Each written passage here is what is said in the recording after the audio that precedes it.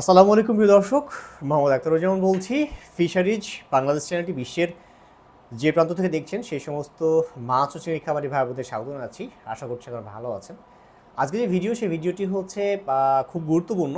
কারণটা হচ্ছে যে আপনার পুকুরের একটা খুব গুরুত্বপূর্ণ প্রাকৃতিক খাদ্য ফাইটোপ্ল্যাঙ্কটন। হ্যাঁ, তো এই প্রাকৃতিক খাদ্য ফাইটোপ্ল্যাঙ্কটন যদি হঠাৎ করে মারা যায় তাহলে আপনি কি করবেন। তো আজকের ভিডিওতে আমি বলার চেষ্টা করব যে এই ফাইটোপ্ল্যাঙ্কটন কেন মারা যায়, কি সমস্যা আসলে হয়, কোন লক্ষণ দেখে আপনি বুঝবেন যে ফাইটোপ্ল্যাঙ্কটন মারা যাচ্ছে, এবং সর্বশেষে কি করবেন আপনি ফাইটোপ্ল্যাঙ্কটনটা মারা গেলে, সেটা আমি ডিটেলস আজকে ভিডিওতে বলার চেষ্টা করব। তো চলুন শুরু করি। একটা কথা খুব গুরুত্বপূর্ণ, আমি আমাকে যারা নিয়মিত ফলো করেন তারা জানেন আমি প্রাকৃতিক খাদ্যের ব্যাপারে খুবই জোর দিই। আসলে এর মধ্যে ফাইটোপ্ল্যাঙ্কটনটা আরও গুরুত্বপূর্ণ আমাদের বাংলাদেশের বাংলাদেশ এবং ইন্ডিয়ার মৎস্য চাষিদের ক্ষেত্রে। কারণটা হলো এখানে সারা পৃথিবীতে কিন্তু তাপমাত্রা বাড়ছে, তার মধ্যে বাংলাদেশেও কিন্তু এটার মধ্যে সবচেয়ে এগিয়ে আছে। তো এই ফাইটোপ্ল্যাঙ্কটন যদি আপনার পুকুরে থাকে তাহলে শুধু প্রাকৃতিক খাদ্যের অভাবই পূরণ করছে তা না, এটা যেটা করবে আপনার পুকুরে অক্সিজেনও কিন্তু সরবরাহ করছে। সো ফাইটোপ্ল্যাঙ্কটন পুকুরে পর্যাপ্ত থাকা আপনার অবশ্যই একটা কী বলবো উদ্দেশ্য, একদম একেবারে প্রধান উদ্দেশ্য থাকা উচিত এই ফাইটোপ্ল্যাঙ্কটন বা প্রাকৃতিক খাদ্য। কেন আসলে ফাইটোপ্ল্যাঙ্কটন মারা যায়? ফাইটোপ্ল্যাঙ্কটন, বুঝতেই পারছেন, ফাইটোপ্ল্যাঙ্কটন হচ্ছে একটা উদ্ভিদ জাতীয় প্রাকৃতিক খাদ্য। যে উদ্ভিদ জাতীয় প্রাকৃতিক খাদ্যটা মারা যাওয়ার পেছনে প্রথম কারণ হচ্ছে সূর্যের আলোর স্বল্পতা। এই যে আপনার যে সিজনটা এখন শুরু হচ্ছে, আমাদের মাছ চাষের যে সময়টা চলছে, একটা গুমোট আবহাওয়া থাকে, সূর্যালোক থাকে না, মেঘ বা বৃষ্টি এরকম একটা অবস্থা যে থাকে, তখন সূর্যালোক এর স্বল্পতা দেখা দেয়। তো সূর্যালোকে যখন স্বল্পতা দেখা দেয় তখনই কিন্তু আপনার ফাইটোপ্ল্যাঙ্কটনটা মারা যায়।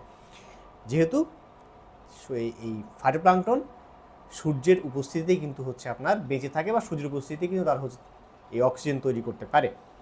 তো সূর্যের এই আলোর স্বল্পতার কারণে ফাইটোপ্ল্যাঙ্কটন মারা যেতে পারে। আরেকটা হচ্ছে, আপনি যে পুকুরে মাছটা চাষ করছেন সেই পুকুরে যদি সূর্যালোকের, আমি যেটা একটু বললাম অপর্যাপ্ত বললাম, যে পুকুরে মাছ চাষ করছেন তার পানিতে যদি আপনার অপর্যাপ্ত পুষ্টি থাকে, পুষ্টির পরিমাণ যদি আপনার পানিতে না থাকে, তাহলে কিন্তু এই ফাইটোপ্ল্যাঙ্কটন মারা যায়।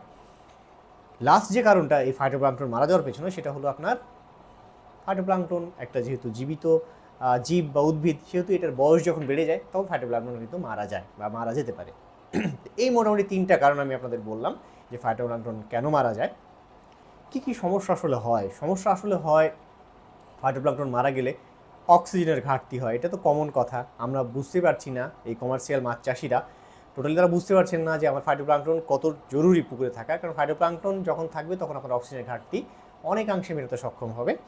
আরেকটা হচ্ছে যে ফাইটোপ্ল্যাঙ্কটন যখন কম ফাইটোপ্ল্যাঙ্কটন থাকবে তখন কিন্তু আপনার অক্সিজেন তৈরি করতে পারবে না, পর্যাপ্ত অক্সিজেন তৈরি করতে পারবে না। সো পর্যাপ্ত ফাইটোপ্ল্যাঙ্কটন থাকতে হবে, আর পর্যাপ্ত ফাইটোপ্ল্যাঙ্কটন থাকলে অক্সিজেন তৈরি হবে, অক্সিজেনের ঘাটতি হবে না।